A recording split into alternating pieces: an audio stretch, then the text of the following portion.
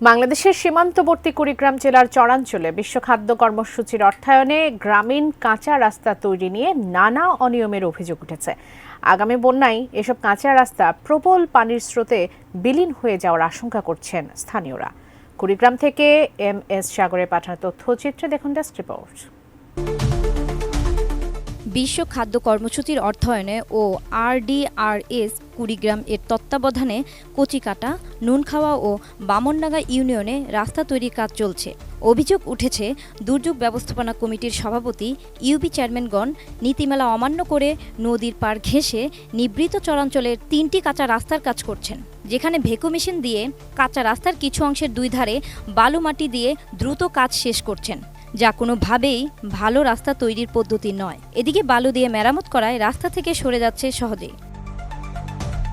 রাস্তায় বালু দিলেও তা ঢেকে দিতে অল্প মাটির প্রলেপ দেওয়া হচ্ছে, যেন সবাই মনে করেন মাটি দিয়ে তৈরি রাস্তা করা হচ্ছে, যা সড়ক নীতিমালার পরিপন্থী। এই ভেকু দিয়ে কাটিয়ে ডেজার দিয়ে ভরাট করবে। এখন দেখতেছি যে পাশেই মনে করেন যে গর্ত কুড়িয়ে ভেকু দিয়ে মাটি দিছে। এখন এই মাটিগুলো আবার ভাঙিয়ে গর্তে যে পূরণ হবে, আমাদের জনগণের ক্ষতি হবে। মানে যতটুকু উপকার তার চেয়ে ক্ষতি বেশি হবে। জেনেক্সে শিফট করো, লাইফকে লিফট করো। বন্যার সময় এখানে প্রায় 5 থেকে 6 ফিট পানি হয় এই জায়গার মধ্যে। যখন পানি আসবে, আমার মনে হয় রাস্তার এখানে যে 10 ফিট 12 ফিট আছে চওড়াটা, এটা মনে হয় আমার সম্ভবত মনে হয় 8 থেকে 7 ফিট মনে হয় নিচের পাশে চলে যাবে। এই রাস্তাটা থাকা সম্ভব না। অদক্ষ শ্রমিক দিয়ে জিও ব্যাগে মাটি মিশ্রিত বালু ভরাট করে রাস্তার পাড়ে বসানো হচ্ছে বলেও অভিযোগ করেছেন স্থানীয়রা। কাজের তথ্য বিবরণীর সাইনবোর্ড দেওয়া হলেও তা সরিয়ে ফেলা হয়।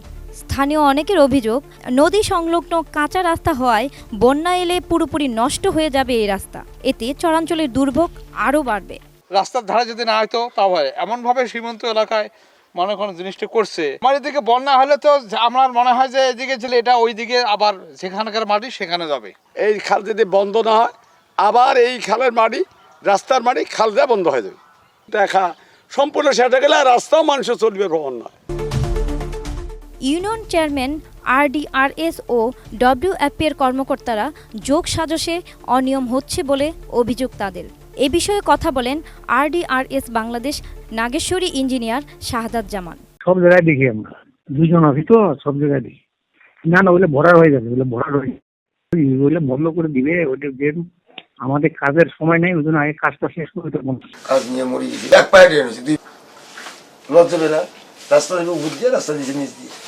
নাগেশ্বরী উপজেলা নির্বাহী অফিসার সিব্বির আহমেদ বলেন, তদন্ত সাপেক্ষে অনিয়ম পেলে ব্যবস্থা নেওয়া হবে। তো যে আমাদেরকে পাশে রাখে বা আমাদেরকে জানায়, কিন্তু সবসময় আমাদের মনিটর করার সুযোগ হয় না। তবে আমরা দেখব, যখন অভিযোগ এসেছে আমরা দেখে এটার প্রয়োজনীয় ব্যবস্থা গ্রহণ করব। Desk report, ATN news.